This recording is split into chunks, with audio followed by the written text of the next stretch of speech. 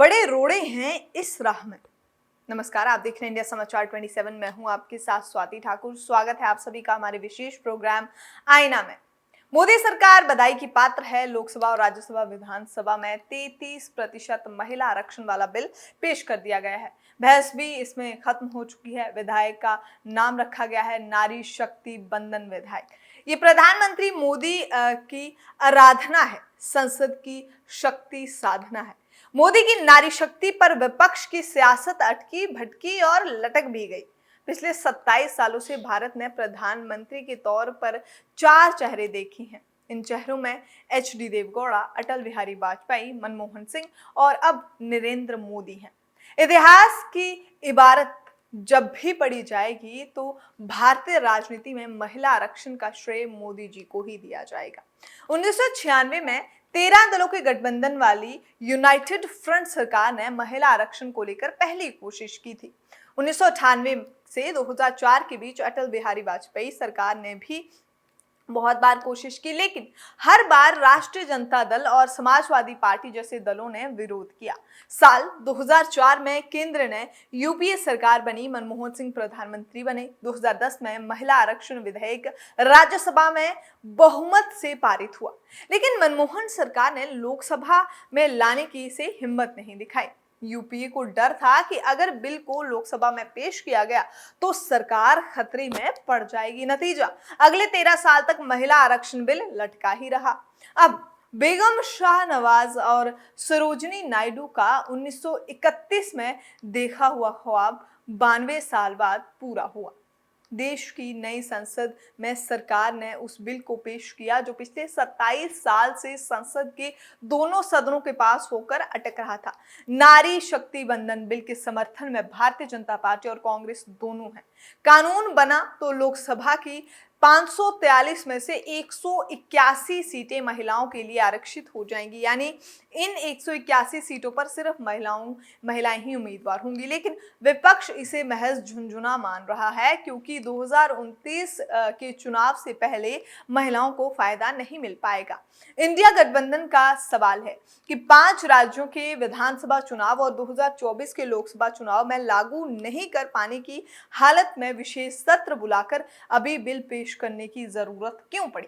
महिला आरक्षण परिसीमन के बाद ही लागू हुआ। साल 2026 से पहले परिसीमन असंभव है। अब आम आदमी पार्टी समेत कई दल सवाल उठा रहे हैं, क्या 2024 का लोकसभा चुनाव पास देखकर सरकार ने आनन फानन में महिलाओं को आरक्षण बिल पेश किया है? सवाल जायज है। महिला आरक्षण जटिल जनगणना और परिसीमन प्रैक्टिस के बीच एक फंसा हुआ सा नजर आ रहा है। अब समझिए कि लोकसभा और राज्यसभा में महिला आरक्षण की राह में कितने रोड़े हैं।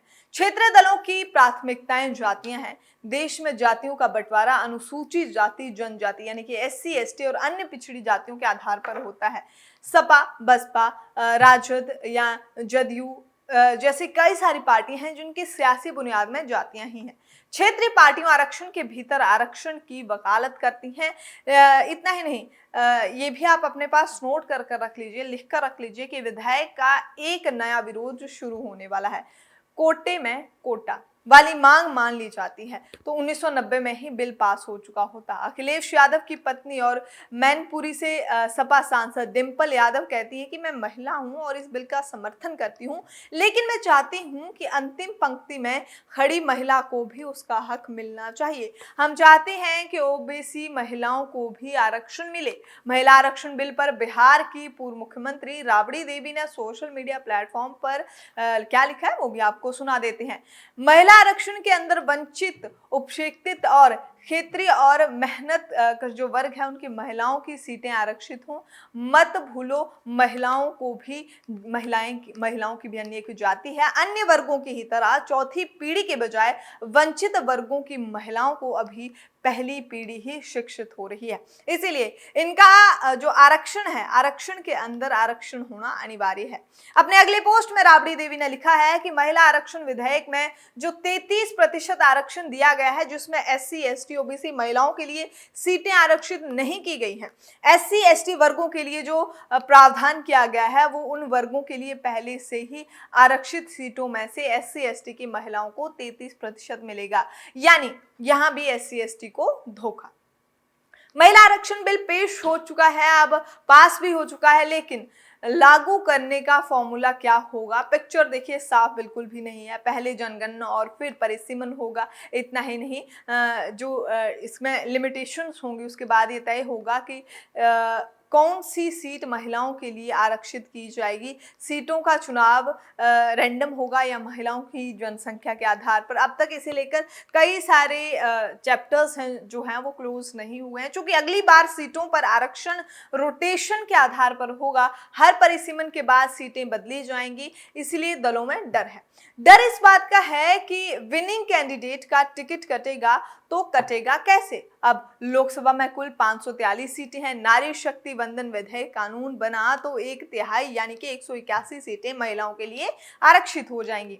रोटेशन सिस्टम लागू होने की स्थिति में अगले चुनाव में 181 सीटें बदल जाएंगी। मतलब 181 महिला सांसदों का टिकट कट जाएगा या वो अपने मौजूदा सीट से चुनाव नहीं लड़ पाएंगी। महिला आरक्षित बिल के तौर पर भारतीय राजनीति में जो भी कई सारी पोलें जो हैं वो खुल चुकी हैं और सैकड़ों सवाल हैं जिनके जवाब मिलने भी जरूरी हैं। आधी आबादी के आधार के लिए मोदी सरकार को सलाम, लेकिन राह में रोड़े हटाना भी जरूरी है। महिलाओं के लिए कौन सी सीट आरक्षित, राज्यों की विधानसभाओं में कब लागू होगा महिला आरक्षण, क्या 2024 के लोकसभा चुनाव में लागू हो पाएगा, क्या SC ST महिलाओं को अलग अलग आरक्षण मिलेगा। ये सब तमाम सवाल हैं जिनके जवाब जानना जनता के लिए जरूरी है, जिनके लाजमी और तर्कसंगत जवाब बेहद जरूरी हैं। चलिए आईना के इस एपिसोड में इतना ही, अभी के लिए इजाजत दीजिए, नमस्कार।